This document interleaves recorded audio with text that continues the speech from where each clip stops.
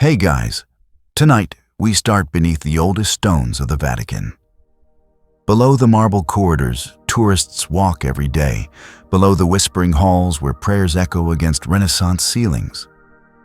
Down here, in silence so thick it feels preserved, is a place few even know exists. Imagine this. It's nearly midnight in Vatican City. Outside, the last candles of St. Peter's flicker in the breeze. Inside, beneath the Basilica itself, there's a winding stone stairwell not open to the public. It curves downward, tight, like descending into the chest of something ancient. The air grows colder, the walls sweat. And at the bottom, there it is. A door. Not a grand archway or golden vault, but a simple iron-bound door. One with no keyhole, no visible hinge, no reason to be here. Unless it's meant to be forgotten. This isn't fiction. Beneath St. Peter's, there are unexplored and sealed chambers. Vatican archaeologists refer to them simply as non-accessible zones. There are permits, protocols, silence, and legends. Some priests call it Il Sussurro, the whisper, a relic from before the Basilica itself. It's said to predate Constantine's first Christian structures. Whispers claim the space may be part of an earlier complex, perhaps even a Mithraic temple buried beneath layers of Christianity. Others go further. They say the room, if it is a room, is not Roman at all. A carved symbol on a stone nearby remains untranslated. It doesn't match Latin, Greek, Hebrew, or even Etruscan. One Vatican scholar who saw it in the 1970s described it as mathematical language embedded in art. He was later reassigned. Quietly. Archaeological surveys taken by ground-penetrating radar in the late 1990s did confirm voids and strange geometry under the Basilica's floor. But after a brief press mention, the Vatican offered no follow-up. One curious line from an Italian press release translated roughly as, "Some doors are not meant to be opened, especially those without locks." But something doesn't sit right, does it? This is the heart of Catholicism. If there's a space hidden beneath the holiest site in Christianity, shouldn't it be studied, documented, sanctified? Instead, it remains absent from maps, absent from archives. And yet, why build a basilica over it? A strange historical coincidence. When Emperor Constantine commissioned the original basilica in the 4th century, his architects were instructed to place the altar directly above the tomb of St. Peter. And that they did. But what else did they place it over? Some records from early medieval pilgrims mention feeling a trembling of the floor during evening prayer near the altar. One monk from the 9th century, Brother Emilian, wrote that his knees gave out when the stones beneath me began to hum. Humming stones. Is that poetic? Or is that memory? Today, if you were allowed into the necropolis, the scavi beneath the basilica, you'd be given a highly controlled tour. But certain corridors are sealed off completely. The excuse is always preservation. But it's strange, isn't it? How that word tends to mean, you don't need to see this. A few Jesuit scholars, quietly, in private papers, have speculated that the chamber may contain non-Christian artifacts that could undermine the Church's narrative of history. Perhaps a relic from an older religion, or something that suggests the apostolic succession didn't start exactly where the Church says it did. Or worse, something that suggests it did, but under very different terms. One persistent rumor mentions a stone tablet, allegedly removed from the chamber during renovation works in 1939. A Vatican restorer described it in a personal letter as being too cold to touch, like it remembered things no one should. That same restorer died 2 years later under unknown circumstances. His notes were confiscated. The room was resealed. Why keep a door with no key? Because maybe, just maybe, it was never meant to be opened by human hands. So we begin our journey here, not in the Vatican's golden halls, but beneath them, where the light doesn't reach and the silence is centuries deep. Above the chamber with no key, behind another layer of secrecy and ceremony, rests something far more well-known, and yet equally impenetrable: the Vatican Apostolic Archive. Once known as the Vatican Secret Archive, this sprawling labyrinth of ancient texts stretches over 53 miles of shelving, with tens of thousands of manuscripts, scrolls, letters, and codices dating back over 1,200 years. But it isn't the size that baffles scholars. It's what remains off limits. Even cardinals don't have full access. Inside, nestled in climate-controlled darkness behind lead-lined doors, are boxes so old their catalogs predate the printing press. There are letters from Michelangelo, Galileo, and kings of forgotten empires. There are papal bulls that excommunicated monarchs, and death warrants inked with trembling hands. But even these, impressive as they are just the surface. Some areas of the archive are sealed under protocols known only to the Pope and his immediate circle. According to insiders, entire shelves are redacted, entries listed as non-existent, despite cross-references from external Vatican correspondences. These are not books lost to time. They are kept from time. One of the most mysterious collections is referred to as the Index of Prohibited Knowledge. The Church does not confirm its existence, but researchers speak of a shadow archive, a repository of texts declared too dangerous, heretical, or destabilizing to ever be translated or released.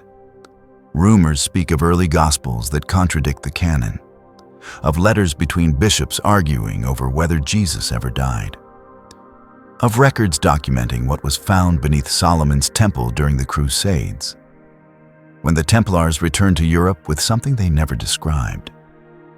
There is one document especially feared.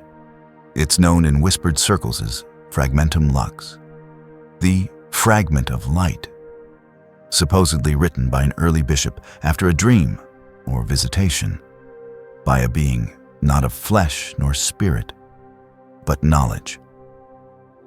The fragment was said to contain diagrams, not scripture, warnings about the cycle of belief, and a phrase that repeats through 4 pages: "He has come 3 times, each time rewritten."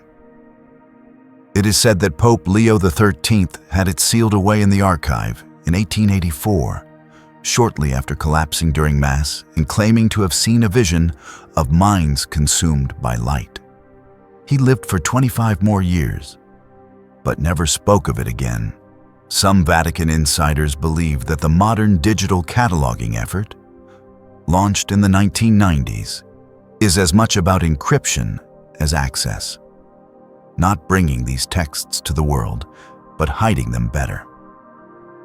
One document might be listed as Annales Ecclesiae 1286, but to access it, one must provide not just papal permission, but a secondary sigillum, a password given only verbally. A Vatican archivist once confessed anonymously that he had entered a room whose door bore no Latin, only a spiral carved into a smooth surface. Inside were only 3 shelves. Each shelf held 1 document. He wasn't allowed to read them. But he said the air inside didn't feel like air. It felt like absence. Could it be that the Church isn't hiding heresy, but something older? Something that predates the entire Christian narrative? A memory, fossilized in language, that suggests humanity has risen and fallen more than once, and that someone, or something, kept watch? This would explain the absolute silence around one particular document.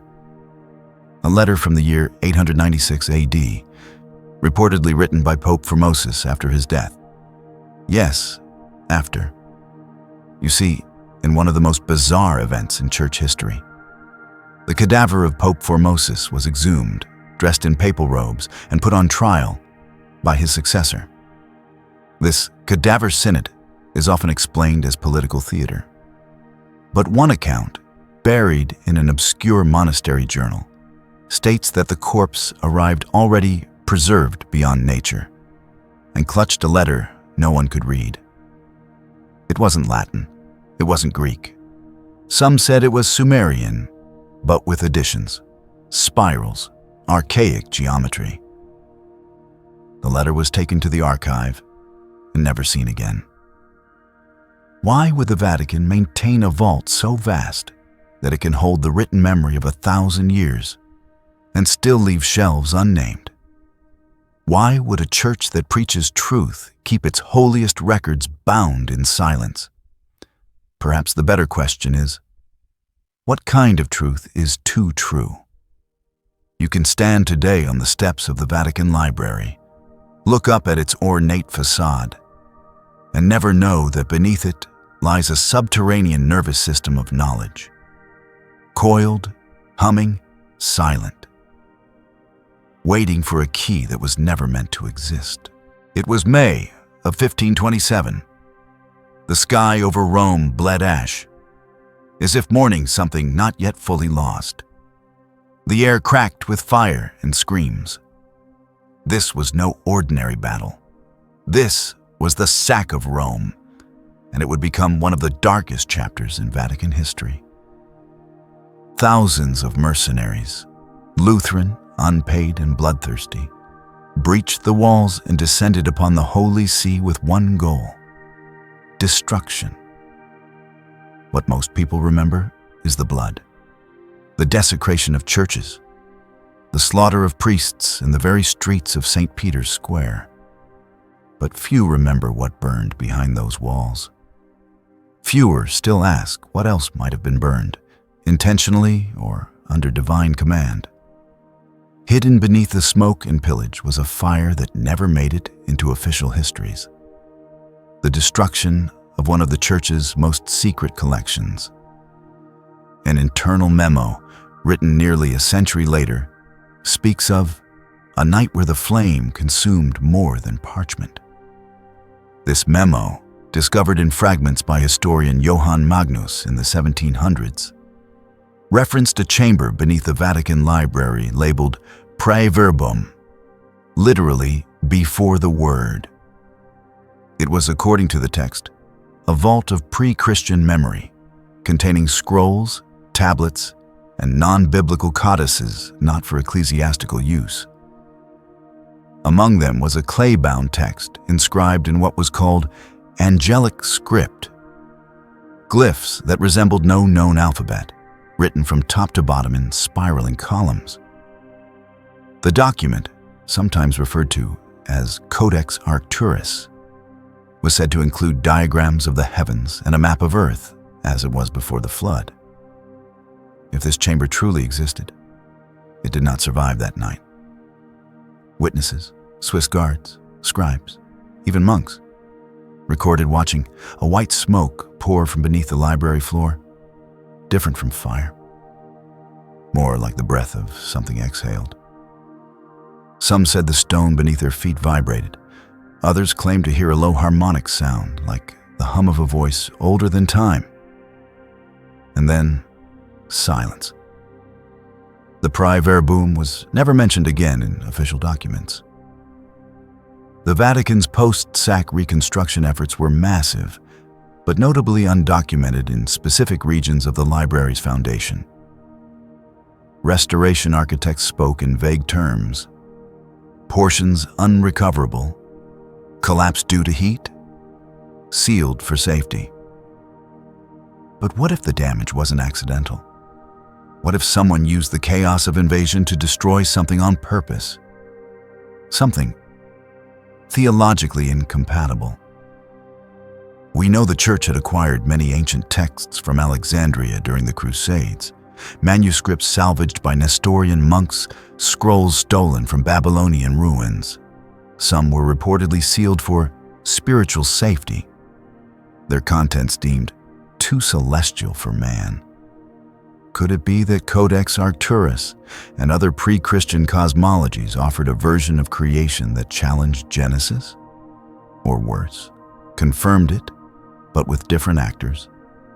In a controversial interview before his death, a former Vatican paleographer admitted he once saw a blackened folio, rescued from the 1527 fire, written in a blend of Hebrew, Greek, and an unidentifiable script. The title was a single word: Nephilim. Not the fallen ones, as we often interpret it, but the descended sparks. He claimed the document implied the Nephilim were not the result of divine rebellion, but experiments. Beings created to preserve memory before a great forgetting. That folio was confiscated within hours. So we ask, did the fire simply consume another archive? Or did it erase the memory of something deeper, older than even Scripture? Something that terrified even the most powerful institution on earth. There is one final whisper. It comes from a letter written by Cardinal Egidio da Viterbo, who narrowly escaped the sack. In it, he writes, "The fire took not just the paper, but the silence around the paper. What we held back for centuries, we no longer hold. But maybe that is mercy. For if memory returns, so too might the ones who wrote it. Perhaps then, the real secret isn't what was burned. It's who wanted it burned, and what might remain, waiting just outside the light of canon. Some secrets scream in silence.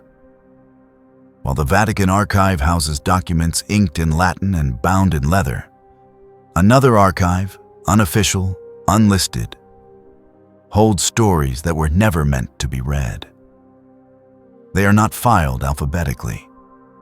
They are whispered, hidden, and sometimes burned after only one viewing. These are the exorcist files. Unlike Hollywood portrayals of spinning heads and levitating beds, the Church's real exorcism dossiers are clinical, sparse, cold, but within their formality lies a deeper terror: consistency. Each record contains the same opening format: name, age, date, diocese. But what follows sometimes reads like a science fiction experiment gone wrong. References to unknown languages spoken fluently, accounts of levitation witnessed by multiple priests, and statements about beings not fallen, not risen, but waiting. Officially, the Vatican acknowledges exorcism as a rite, an act of spiritual warfare against demonic influence. There's even a course offered through the Pontifical Athenaeum. But what isn't taught is what happens when the entity doesn't respond to holy names, when it doesn't flee, but laughs. An internal report from 1978, locked in the Jesuit archives, details an exorcism that took place just outside Palermo. The possessed, an 11-year-old boy, spoke fluently in a dialect of Aramaic known only from Dead Sea Scrolls. He recited passages from a scroll that had never been translated publicly. Worse, he corrected the priest's Latin. The event was documented, audio taped, but the tape was later misfiled. The boy died 3 days later. His body decomposed at a rate considered biologically impossible, aging decades in hours. That case was sent to a small subdepartment within the congregation for the doctrine of the faith, once known as the Holy Office of the Inquisition. Today, it still functions quietly under a different name, but its purpose remains: investigating non-theological anomalies that challenge dogma.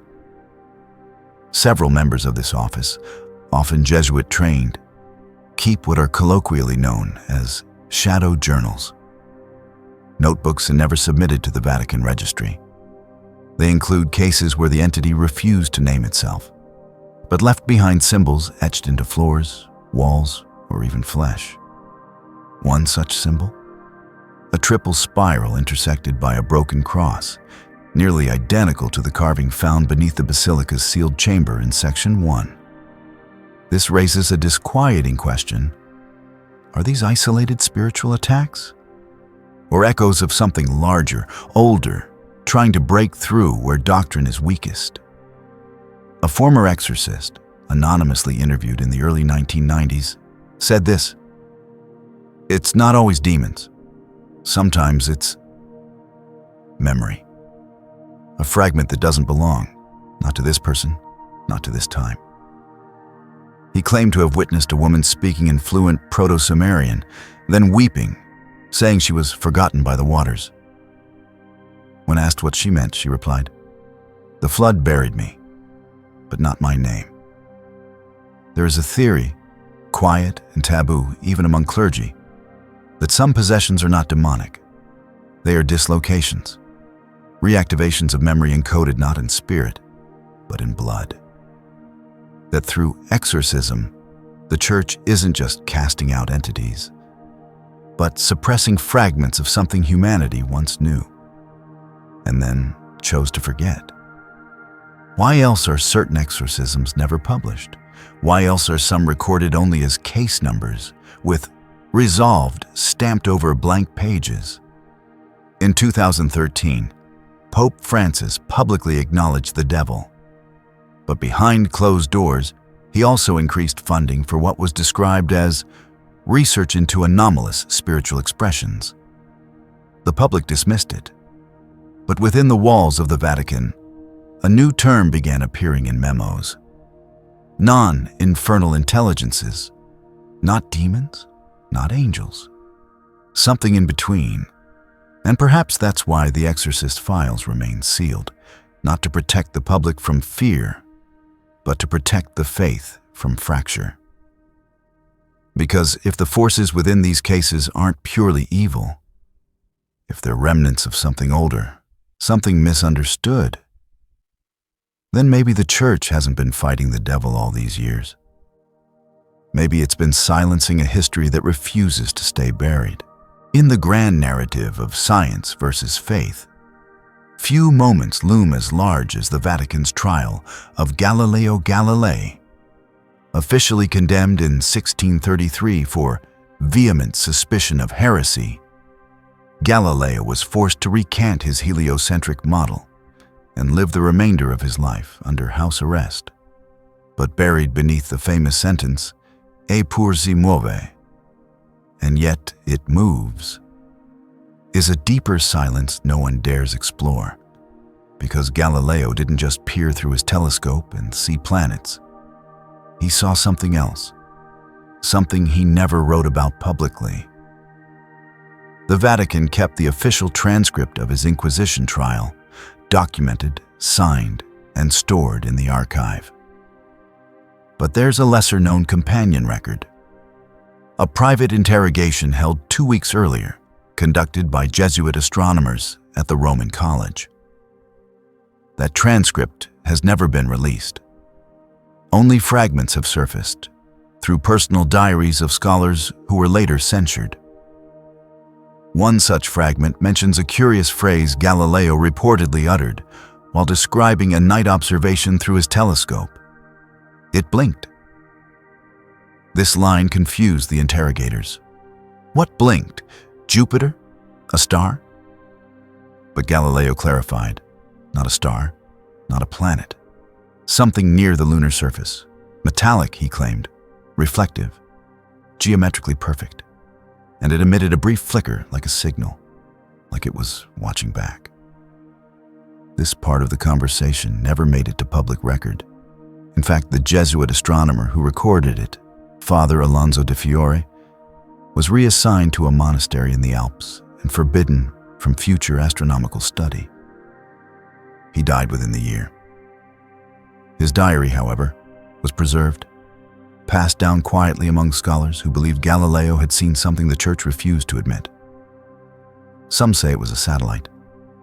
Others believe it was an artifact, a structure, a craft. In 2003, astrophysicist Riccardo Giacconi, Nobel laureate and lifelong Catholic, hinted during a private symposium that Galileo saw a shape no man could have understood in the 17th century, but one the Vatican recognized all too well.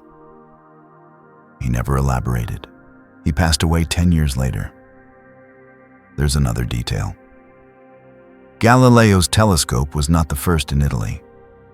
Documents from Florence indicate that a rudimentary magnifying glass was created and used nearly 60 years earlier by a monk named Fra Bernardo, a member of the Olivetan order. His final written entry, dated 1574, simply reads, "The moon is not alone."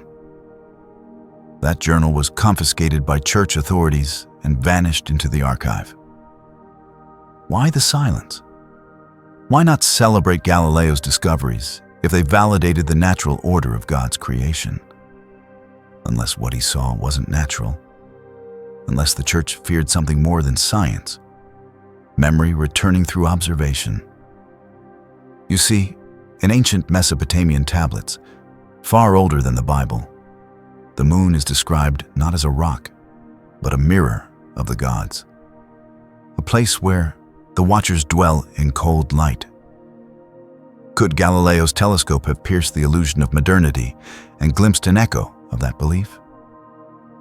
And if so, did the Vatican realize that the heavens weren't empty, but inhabited?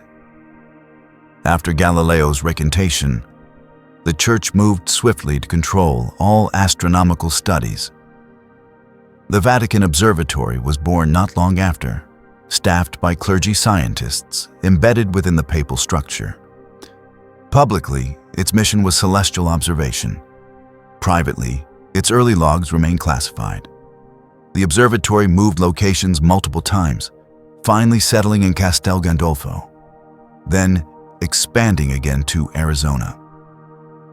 And yet, one Vatican directive remained unchanged: no direct commentary on lunar anomalies. To this day, Vatican-sponsored astronomical publications avoid discussions of transient lunar phenomena, flashes, glows, or movements reported by countless observers since Galileo, as if silence itself is doctrine. Perhaps the trial wasn't just to suppress heliocentrism. Perhaps it was a message that no matter what one sees in the sky, some stars are not to be spoken of. And so Galileo fell silent, not because he was wrong, but because he saw something he shouldn't have. Long before the Vatican rose in marble and power, long before even Peter's crucifixion on the Vatican Hill, the ancient world listened to other voices. Not bishops, not saints, but sibyls. Female seers believed to speak the language of the gods, and at one time, the Church believed them too. In early Christian writings, including those of Augustine and Lactantius, the sibyls were not dismissed as pagan relics. They were embraced, their prophecies seen as divinely inspired prefigurations of Christ. It was said that even the Emperor Constantine had a copy of the Sibylline oracles placed beside the Gospels during Mass. Some early churches even depicted sibyls on their walls, seated alongside apostles. So why, centuries later, did their voices vanish? Why were their scrolls burned, their temples dismantled, their verses forbidden? The official answer is simple: heresy. The Council of Trent in the 16th century declared most Sibylline writings as apocryphal, citing concerns of forgery, misinterpretation, and pagan contamination. Only fragments remain, compiled and rewritten, filtered through the safe lens of allegory. But there are whispers, strange, persistent ones, that not all the verses were lost. According to an unpublished memoir by Father Antonio Esposito, a Vatican archivist active in the 1940s, one complete Sibylline scroll still exists, hidden in the Apostolic Archive.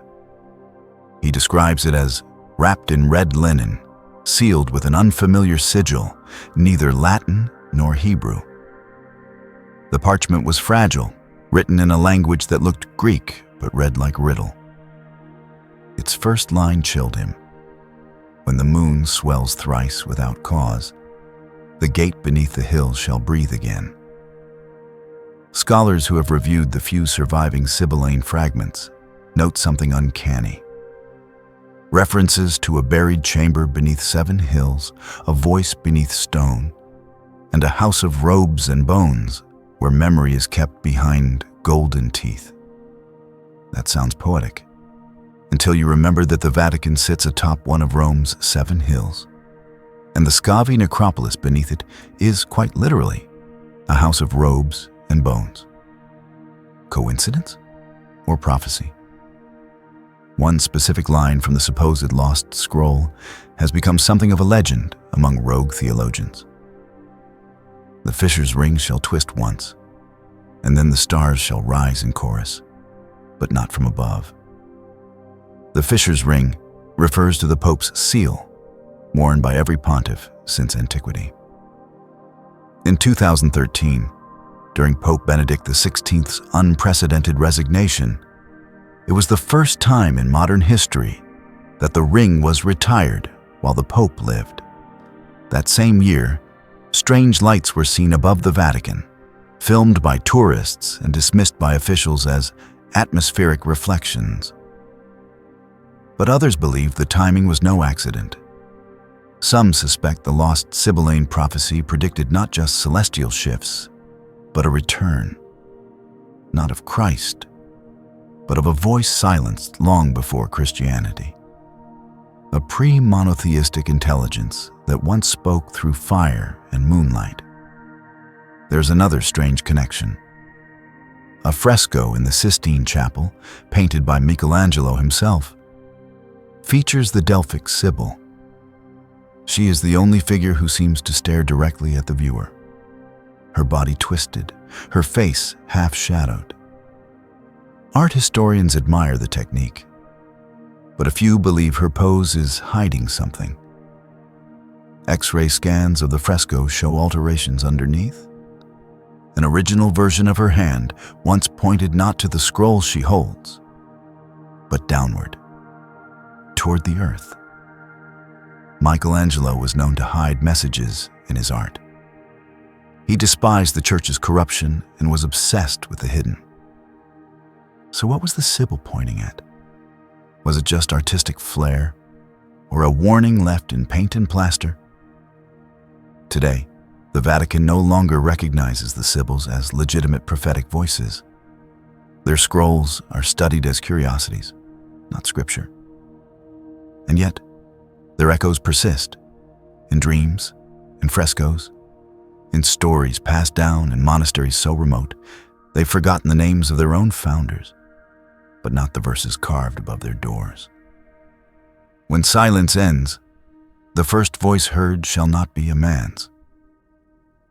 Perhaps the church feared not what the Sibyls foretold, but what they remembered.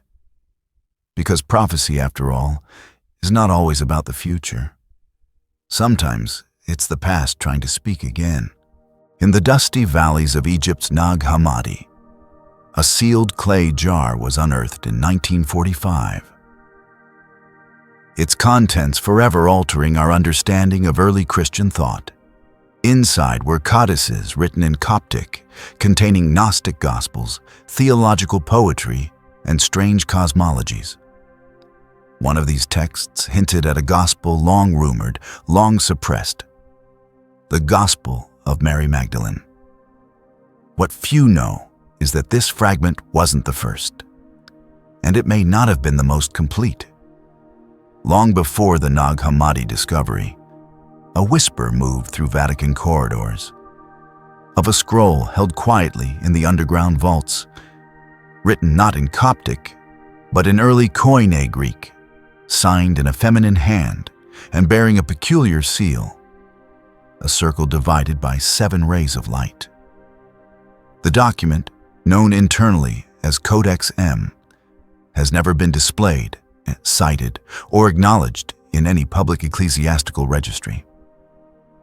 according to a Jesuit philologist who briefly glimpsed it in the 1920s.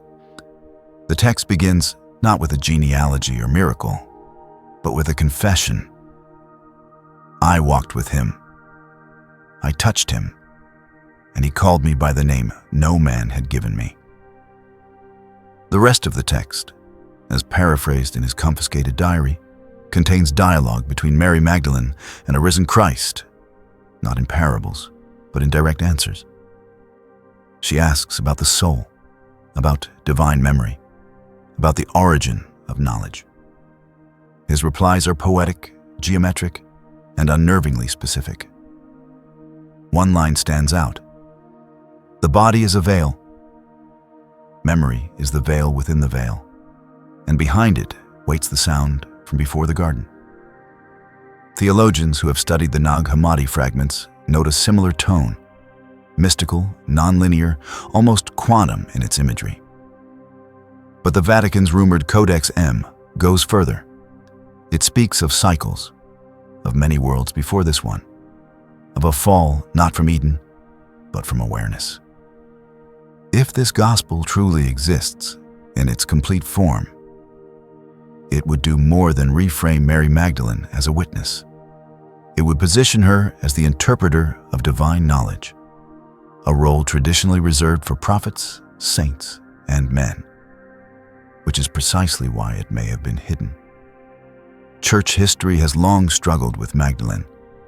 For centuries, she was falsely labeled a prostitute, an error born of a papal sermon in 591 AD. Later corrected, but never fully erased from cultural memory. But what if this was never just a misunderstanding? What if it was a strategy to bury the one disciple who asked the questions no one else dared? Multiple medieval mystics, including Hildegard of Bingen and Julian of Norwich, wrote of visions involving the woman of memory, a cloaked figure who walked between stars and whispered names not found in Scripture. Julian's lost journal, recovered in fragments during World War II, speaks of a dream where she follows this woman into a room of copper and salt, where a scroll floats without hands, and a voice says, "This is the beginning you've forgotten." Scholars dismissed it as allegory. But the Vatican's silence on the subject speaks volumes. Even today, it has never officially addressed the possibility of a Magdalene-authored gospel. And when researchers requested access to related Nag Hammadi texts in the 1970s, several permissions were quietly revoked. One Vatican letter, accidentally leaked, warned that certain writings could cause irreparable fracture between the faithful and the foundation. Another used the phrase, "a scroll with no exit." It makes you wonder, what if Mary Magdalene's gospel doesn't simply challenge the church's narrative? What if it reopens something older? A theology not of sin and punishment, but of memory and return. Some believe Magdalene was the last carrier of a line of knowledge passed down from Sumerian priestesses through Egyptian temple schools into early Christian mystery sects. Not bloodline, but mind line. A memory retained not in DNA, but in archetype. If so, then hiding her gospel wouldn't just be censorship. It would be containment of a voice the church couldn't afford to let speak again.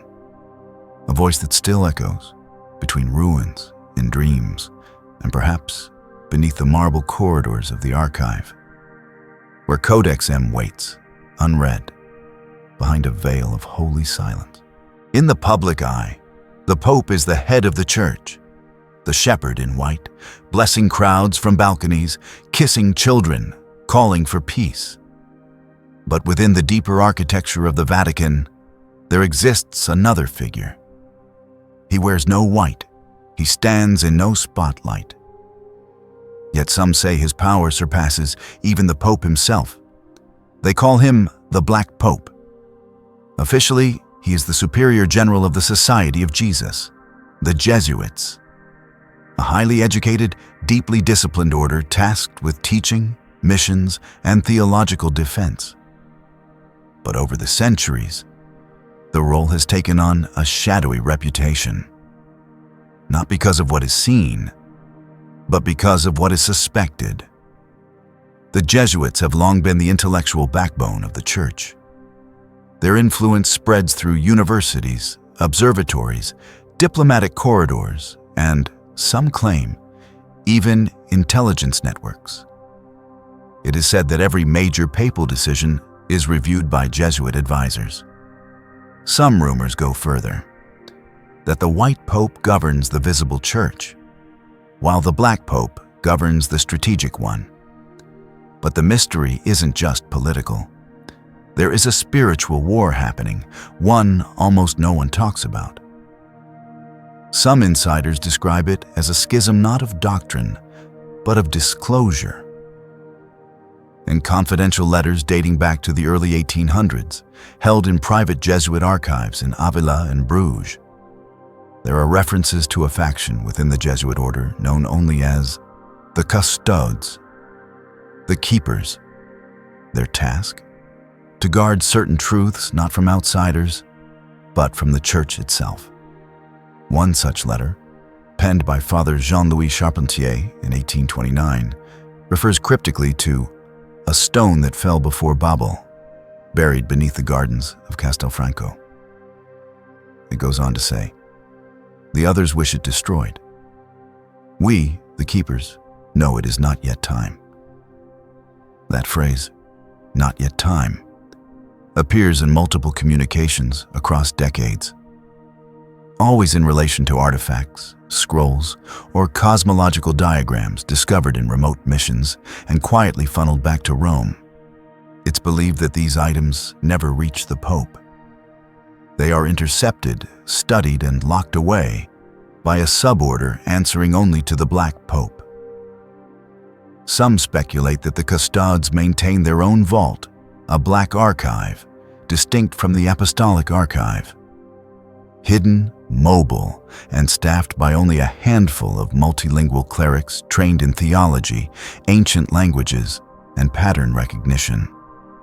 In 1983, a retired bishop claimed that this shadow archive contains not just forbidden texts, but instructions, possibly channeled through dreams, visions, or non-human intelligences.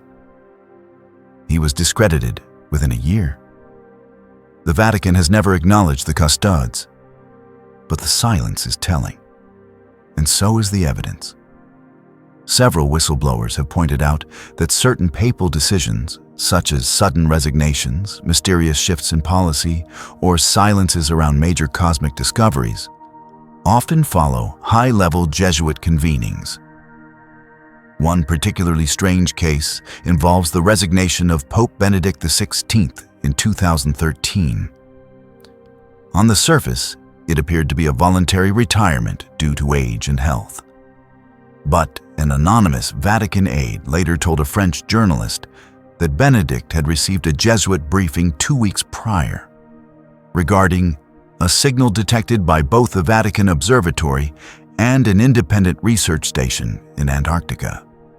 The aide claims the Pope never spoke again of the meeting, but within 72 hours, he announced his resignation. No document, no press conference, no clear cause.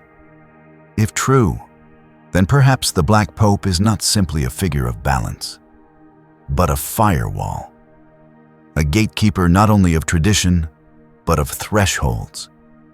Because the Church may not fear science, it may fear what science remembers. One chilling rumor among fringe Vatican scholars involves a manuscript called Speculum Caelorum, the Mirror of the Heavens, reportedly translated from Chaldean tablets. It speaks of a time when men heard voices from stars that were not stars and built towers to answer back. The manuscript ends with a warning. When the mirror clears, the old speech returns. Those who remember will no longer believe. This may be the deepest fear of the Black Pope, not heresy, not rebellion, but a rupture of belief, triggered not by lies, but by truth-breaking containment, a truth so vast, so old, so elegantly terrifying, that only silence can hold it in place. And so the silent war continues, not on battlefields, but behind walls, not with swords, but with scrolls.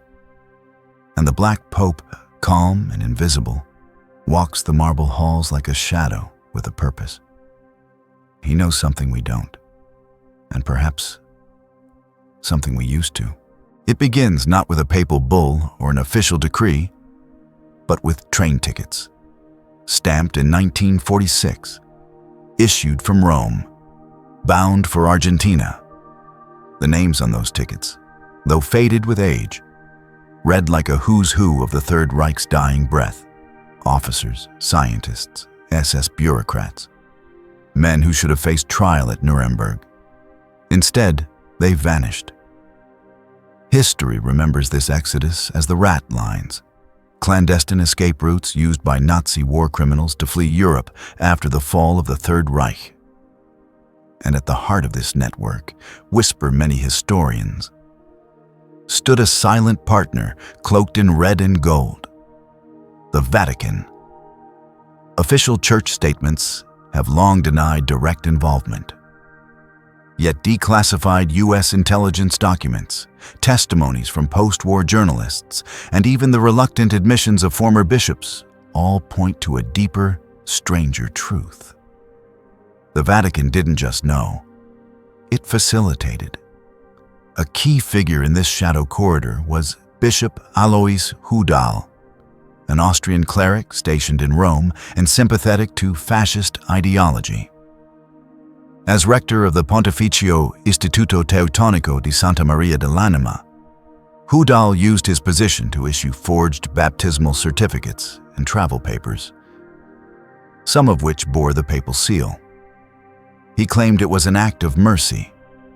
Others called it the Church's cold calculus: preserve what knowledge could be salvaged, regardless of the vessel. But what kind of knowledge? This is where the story drifts beyond geopolitics and into the realm of whispered memory.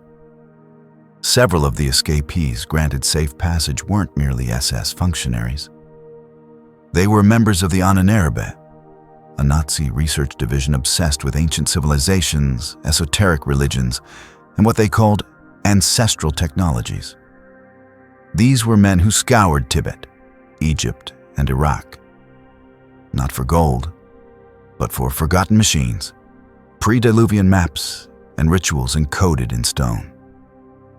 What if the Church wasn't just hiding war criminals?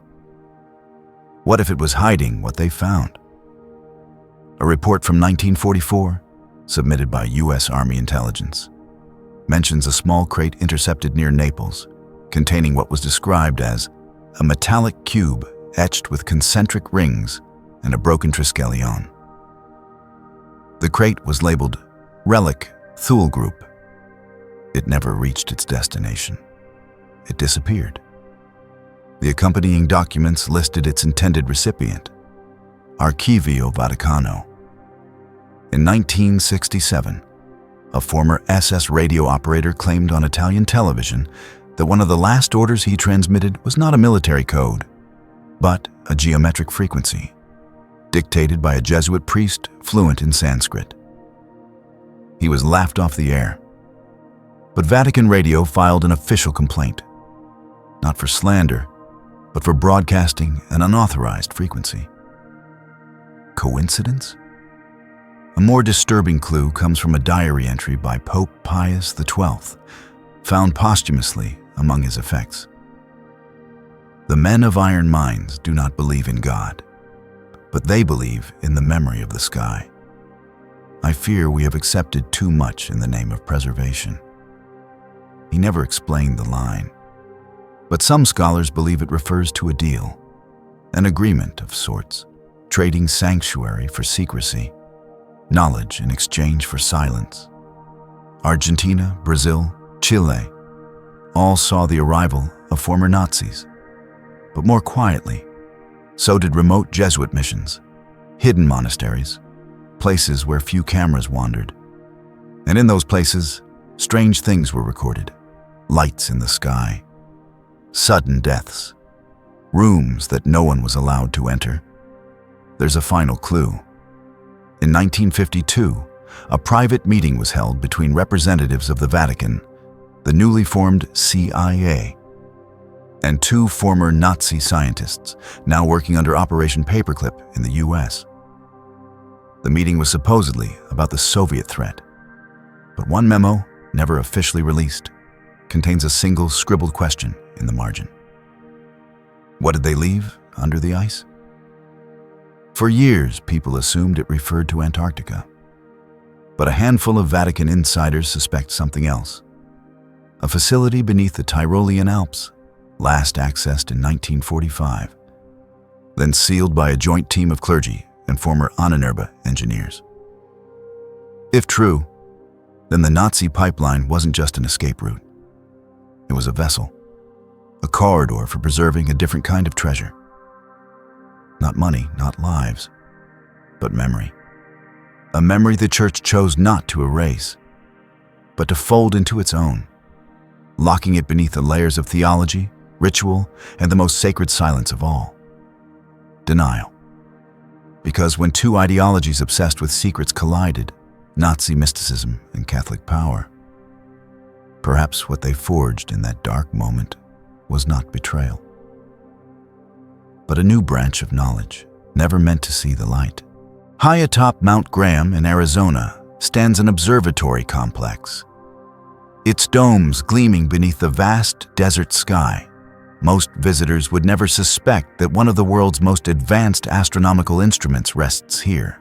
Fewer still would believe that this high-tech eye to the stars is partially funded by the Vatican, and yet it is. The Vatican Advanced Technology Telescope, VATT, operated by the Vatican Observatory Research Group in collaboration with the University of Arizona, is a very real facility. Its mission, officially, to study celestial phenomena, to explore the heavens and our place within them. But it's not the Vatican's telescope that raised eyebrows. It's the one next to it. A neighboring telescope, part of the same scientific compound, is called L.U.C.I.F.E.R. Yes, that is its name.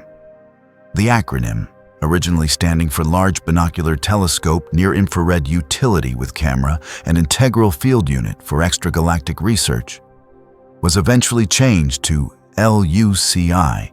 due to public backlash. But not before the name stirred intense speculation across conspiracy forums, theological think tanks, and even among Vatican insiders. Because what exactly is the Church doing with a telescope bearing the name of the fallen angel? Official spokespeople were quick to clarify. The Vatican didn't name the telescope. They don't own it. But they do collaborate with the researchers who use it. And L.U.C.I. isn't just any instrument. It observes the infrared spectrum, allowing scientists to see through interstellar dust, into the heart of galaxies, and perhaps into other things. Things that shine without light. A curious phrase appears in a 2012 Jesuit research paper, never published in English. Translated loosely, it reads, "In darkness, the voice is not silent. It is infravox, beyond the visible." What does that mean?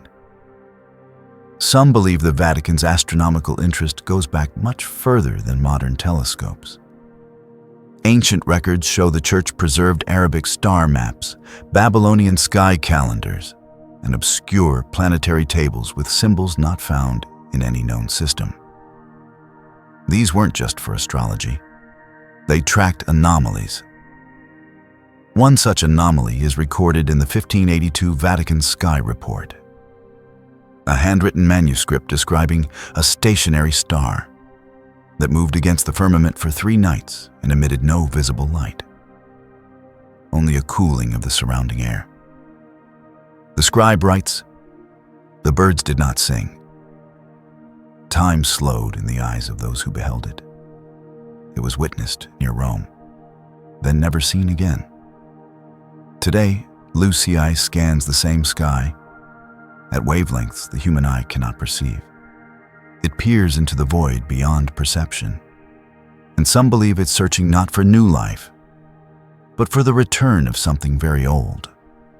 There are whispers among certain Vatican astronomers that L.U.C.I.F.E.R is used during closed observation windows, times when access is restricted, instruments are recalibrated, and the data? Never made public.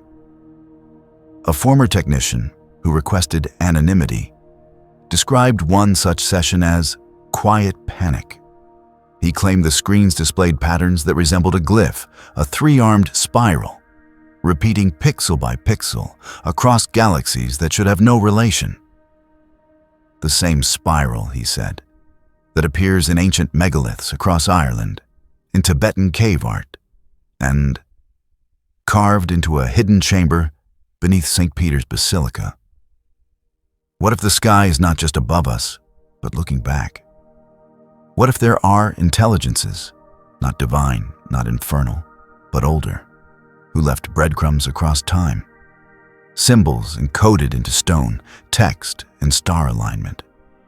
And what if the Vatican, through its telescopic gaze, is not just watching for signs of God's creation, but listening for the return of the architects? In 2014, a small line was added to the Vatican Observatory's official FAQ page, then quietly removed 6 months later. It read, "The universe may be older than memory, but memory does not forget." No further explanation. So we return to Mount Graham, to the L.U.C.I.F.E.R telescope, to its wide, unblinking eye that peers into voids not mapped on any star chart. An eye that listens to frequencies beyond hearing. What are they hoping to find? Or what are they preparing us for? Because sometimes the best place to hide a message is in plain sight.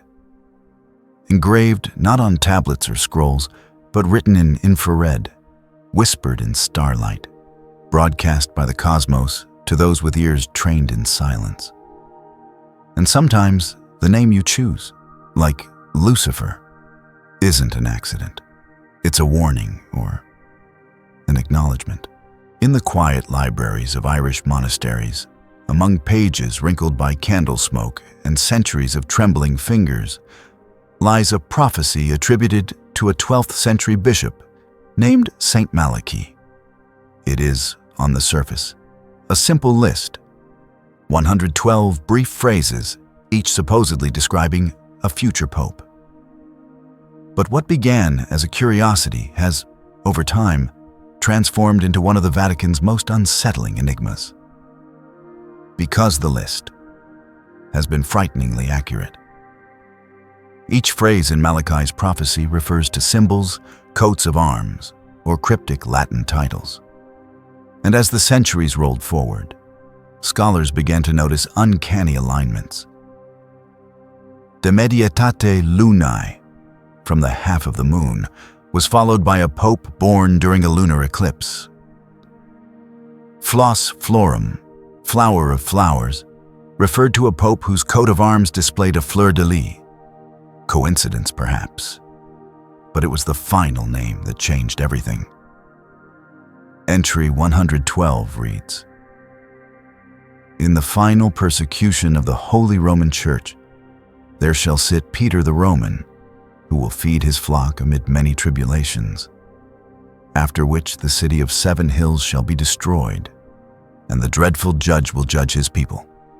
The end. No title, no poetic clue, just finality. The Vatican has never officially recognized the prophecy as authentic, but it hasn't condemned it either. That silence, familiar now, acts like gravity around the text, pulling speculation inward. Some claim the prophecy was a forgery, penned in the 1500s.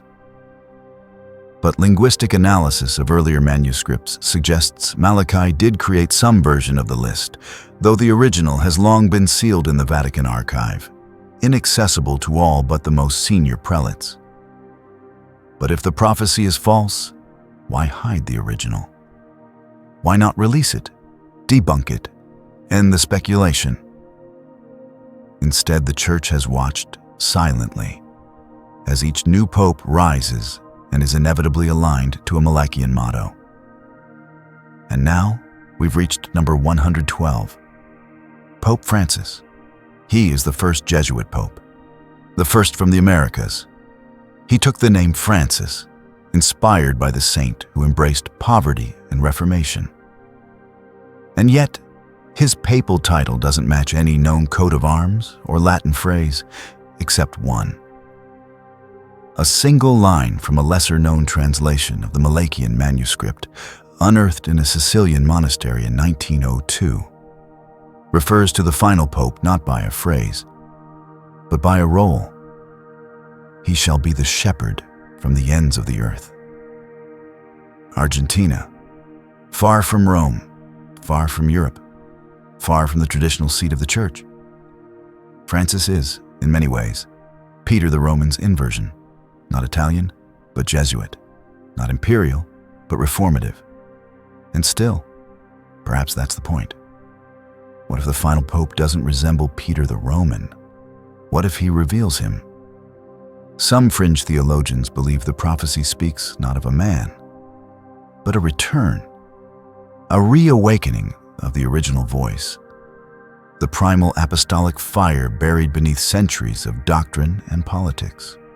One unsettling interpretation of the prophecy views Peter the Roman not as a living pope, but as a consciousness, a return of the original Peter's authority, manifesting through Rome in a final act of reckoning.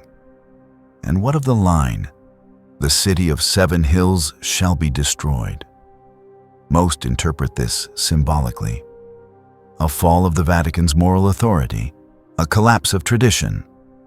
But others point to a darker possibility. There are persistent rumors of a sealed document kept in a lead container beneath the Basilica, sometimes called the Petrine Testament, allegedly dictated by Peter himself before his death. Not a letter, a warning. In 1981, Cardinal Giovanni Benelli died under sudden circumstances after reportedly pushing for its disclosure. His notes, never made public, mentioned a record that cannot be harmonized with the Gospels, but confirms them more than they are comfortable to admit. One line from his notes has survived, copied by a confidant. If the prophecy is true, the judge is not who we think, and the destruction is not punishment, it is release. Release from what? Belief, illusion, or memory? Because if Malachi was right, and if the Vatican knows this, then everything happening now, resignations, reformations, silences, may not be random. They may be the fulfillment of a timeline carefully watched, carefully managed, and deeply feared. In the end, prophecy is not always meant to be believed. Sometimes it's meant to be remembered, like a whisper buried in the archives, or a list hidden behind veils of ritual, waiting for someone to read the final line and realize it was never about the future. It was about now. There is a story too strange for sermons, too dangerous for doctrine. It does not appear in the Catechism, nor in the official annals of church history. It lives only in whispers, fragments from apocryphal texts, half-translated scrolls, and a single line recorded by a 10th century monk who died in his cell with ink still drying on the page. Beneath the hill of the fishermen lies that which fell and could not rise. The hill of the fishermen refers unmistakably to Vatican Hill, the burial site of St. Peter, first among the apostles, the fisher of men. But what lies beneath it is the question no one dares answer.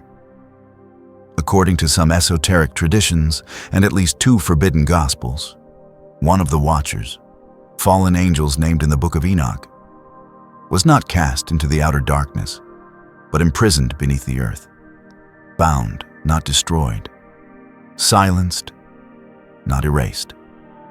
One version of the tale claims this being descended not in rebellion, but in remorse. A renegade who tried to stop the corruption of mankind and was punished by both heaven and hell for interfering. The Church officially denies the existence of such a being.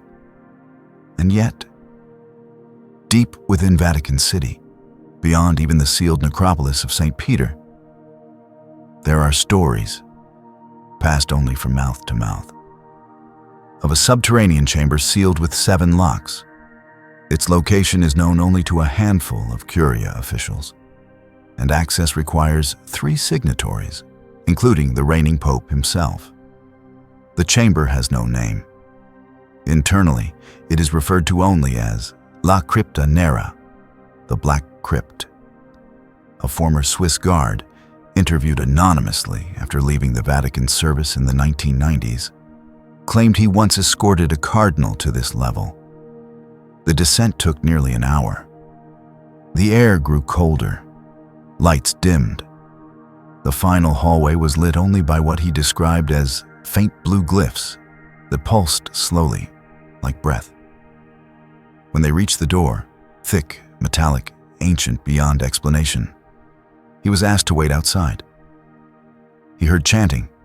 He felt pressure in his chest. And then, a whisper. Not from behind the door, not from the corridor, from inside his own skull. Spoke 3 words. I remember you. He never returned to duty. Most would dismiss this as delusion or metaphor. But there's more.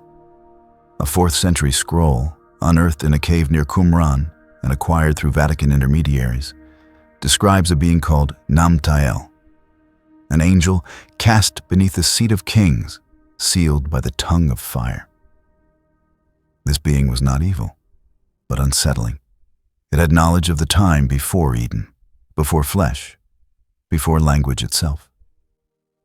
If such a being exists, and if it is imprisoned, not in some ethereal plane, but here in stone and silence, what does that mean for everything the Church has taught?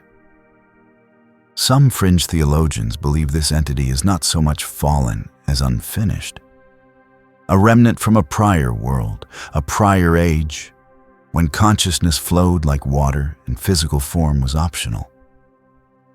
Perhaps it isn't even a being in the traditional sense. Perhaps it's a recording, a memory compressed into intelligence, too vast, too ancient to release. One esoteric document, smuggled from the Vatican in 1957 and dubbed the Codex Sol, includes this line. He sings in silence. His voice is a wheel. If he wakes, the world forgets its name. Why would the Vatican keep such a thing? Why not destroy it? Because some say it is indestructible. Not by fire, not by prayer. It is a remnant from the first utterance of the divine, a fracture in the voice of creation. And to destroy it might destroy language itself. There are reports, quiet, unconfirmed, that every few decades a ritual is performed, not to commune, not to exercise, but to remind the seal what silence means. That ritual includes sound, not words, not hymns, but tones, precisely measured, meant to stabilize a vibration too vast for the human mind to perceive. Failure, they say, would not unleash fire. It would unleash memory. The kind of memory that dissolves identity.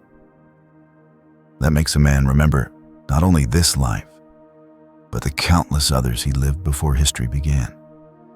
And that, perhaps, is the Vatican's greatest fear. Not demons, not damnation, but the return of a truth that rewrites theology not by opposition, but by remembering something deeper than doctrine. So they keep him sealed, not out of cruelty, but out of mercy. For us, in 1917, in a field outside the small Portuguese village of Fatima, 3 shepherd children claimed to have seen a woman brighter than the sun.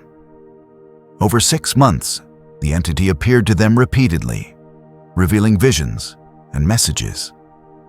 By the final apparition in October, tens of thousands had gathered. They witnessed what became known as the miracle of the sun, a spinning disk of light darting and pulsing in ways no sun ever should. The church investigated. The event was deemed worthy of belief. But what made Fatima a mystery of Vatican proportions were the secrets. 3 were given, 2 were released. 1, the third secret, became a riddle wrapped in silence for nearly 83 years. The first 2 secrets dealt with visions of hell and predictions of future wars. But the third? It was sealed in an envelope, hand-delivered to the Vatican, and locked away. For decades, speculation swirled. Popes read the secret, alone, then walked away, visibly shaken. Pope John XXIII reportedly read it and muttered, "This is not for my time." Pope John Paul II read it in 1981, shortly after surviving an assassination attempt, and said it confirmed what he already knew.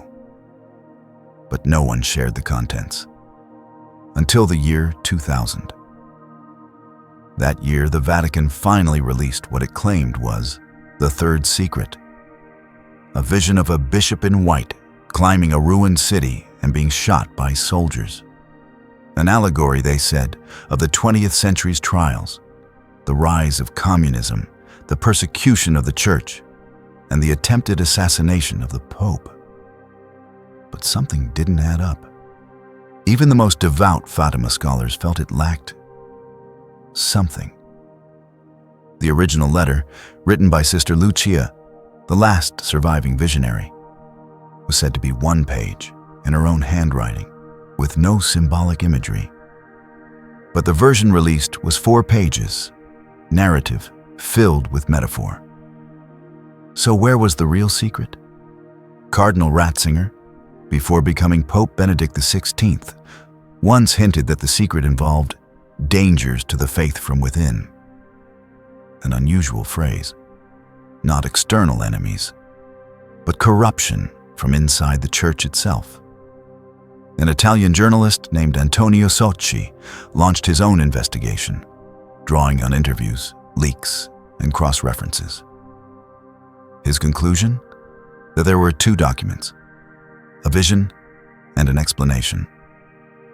Only the vision had been released. The explanation remains locked away, and its contents are deeply unsettling. According to one alleged insider, the true third secret warns not of war or communism, but of a theological catastrophe. A time when the church would cease to reflect the light of God and become something else. Not evil, but eclipsed. Lucia's original phrasing reportedly included the words, "A great apostasy will begin at the top." And then there's the voice. Another line from the unreleased version, confirmed in a leaked 1960 memo, reads, "The time will come when a voice shall rise from the stones, and the faithful shall not recognize it." Why would the church hide this? Because if true, it would mean that the danger isn't coming from outside forces, not from secularism or atheism or persecution. It's coming from inside, and it's not even evil. That's the terrifying part. The secret suggests a transformation so subtle, so institutionalized, that even the faithful would believe nothing has changed until it is too late. This concept echoes other Vatican prophecies, like the prophecy of Malachi, and aligns disturbingly with certain Gnostic traditions, which warned of a false light cloaking itself in righteousness. But what of the children? Why were they shown this? And why did Lucia reportedly beg the Pope not to release it until the world could understand? Because perhaps it's not about apocalypse, not in fire or blood. Perhaps it's about memory again, the forgetting of the church's own purpose, a drift so slow, so deep, that one day it wakes up no longer echoing the divine, but transmitting something else. Something wearing the garments of tradition, using the language of salvation, but emitting a different frequency entirely. One that isn't evil, one that is simply not human. So the Vatican released a version, polished, coded, safe. And the rest? Buried. Because if the voice does rise from the stones, beneath the Basilica, beneath the archives, beneath the whispering arches of centuries, then perhaps the real secret of Fatima wasn't a prophecy at all. Perhaps it was a timed reminder that the voice is already speaking, and we have forgotten how to hear it. Among all the apocryphal texts, one stands apart, not for its heresy, but for its age. Older than the Torah, older than Genesis. A book once cherished by early Christians, quoted directly in the New Testament, and yet later declared too dangerous for canon. It is the Book of Enoch. Lost for centuries, it re-emerged in the 18th century through a single surviving Ethiopian manuscript, then quietly suppressed once more. The Church has never included it in the official Bible, and while some theologians dismiss it as folklore, others know better. Because the Book of Enoch doesn't just retell biblical history, it rewrites it. It speaks of watchers, celestial beings sent to guide early humanity, who broke divine law by teaching men the forbidden arts: metallurgy, sorcery, astronomy. These were not metaphorical fallen angels. They were described with anatomy, names, locations. They descended upon Mount Hermon. They created a hybrid race, the Nephilim giants, creatures of enormous wisdom and appetite. Enoch describes their cries from beneath the earth, their imprisonment in vast caverns, their memory locked in stone. And here's where it gets stranger. In 2017, a Vatican-funded archaeological mission in the Tigris-Euphrates Valley made a discovery that was never publicly announced. A stone tablet bearing the name Semjaza, one of the chief watchers. The writing wasn't cuneiform, but something far older. Circular, fractal, etched with tools not consistent with Bronze Age technology. It was quietly transported to the Vatican museums. It never appeared in the catalog. What could have prompted such silence? Because within the Book of Enoch is a sequence of calendrical ages, astronomical cycles, and descriptions of portals in the heavens. Gateways not metaphorical, but mechanical. Alignments between stars and stones that open not to places, but to memory. In other words, Enoch doesn't describe a mythological fall. He describes an intervention, one that the Church may know is still ongoing. A Jesuit astronomer in the 1950s, Father Aurelio Grimaldi, kept private journals noting a pattern between certain celestial events and psychological phenomena recorded within Vatican exorcism files. He believed the Book of Enoch contained a mathematical language for mapping consciousness across time. He was reassigned. His work disappeared. Except one quote, scribbled in the margin of a theology text, discovered years later in the Vatican library. If the stars are watchers, then the earth is what they watch for. Not evil, not sin, but return. Return of what? Or whom? You see, in the Book of Enoch, the watchers are not evil in origin. They are interveners, exiled for giving humanity too much too soon. Some theologians believe this echoes the myth of Prometheus, but others note a more disturbing parallel, that perhaps the original sin was not disobedience, but memory transmission, knowledge given before humanity could bear it. Sound familiar? Because again and again, these hidden Vatican mysteries return to the same themes: silence, memory, containment. The pattern repeats. And perhaps that's no accident. In 2009, Pope Benedict XVI made a passing reference in a private address to the wisdom of Enoch, misunderstood by time. No transcript was published, but an aide recorded it in shorthand. The Pope never mentioned it again. Could it be that the Church, at its highest levels, has quietly studied the Book of Enoch for generations, not to condemn it, but to mine it, to extract celestial data, metaphysical maps, the hidden scaffolding of creation? Some believe there is a Vatican Codex Enochianus, a compiled master version of the text, drawing on Ethiopian, Aramaic, and lost Greek fragments.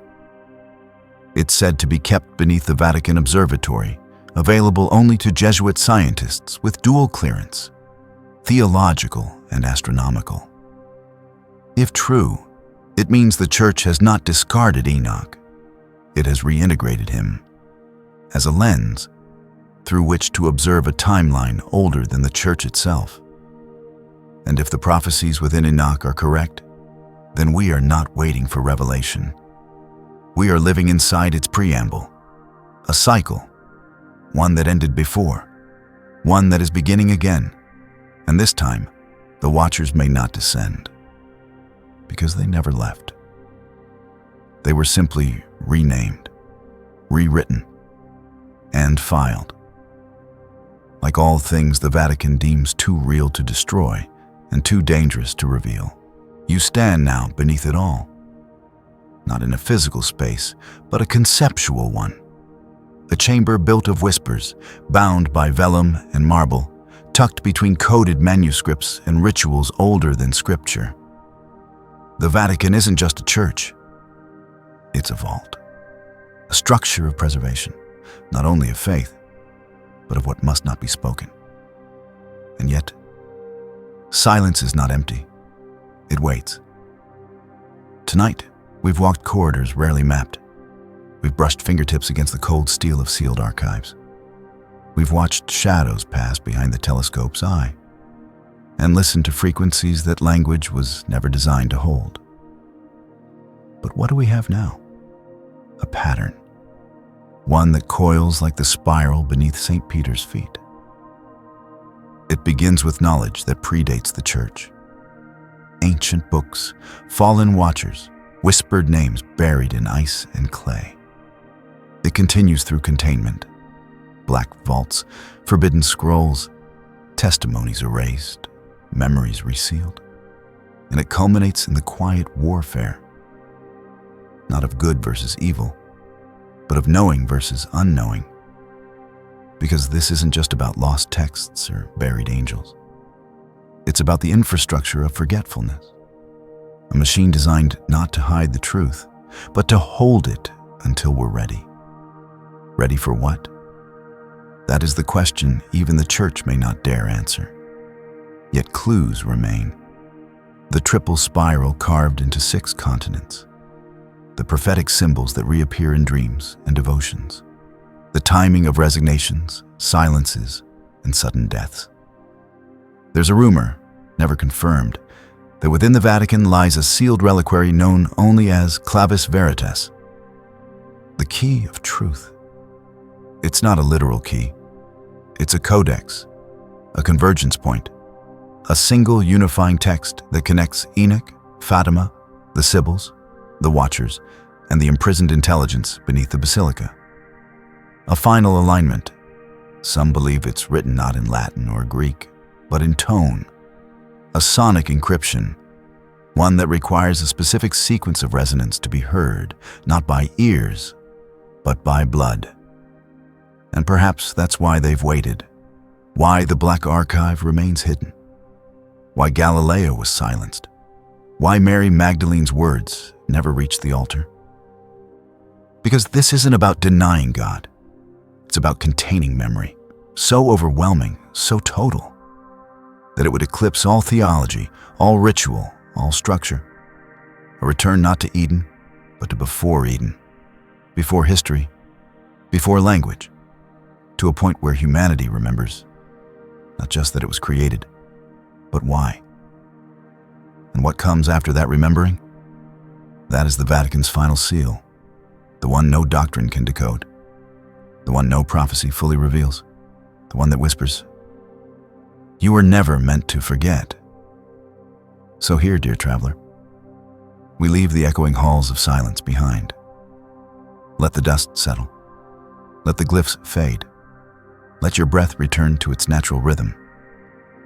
Because this journey was never about proving a theory or dismantling belief. It was about listening to what is not said, to what is sealed, to what is still alive beneath every cathedral stone and forgotten scroll.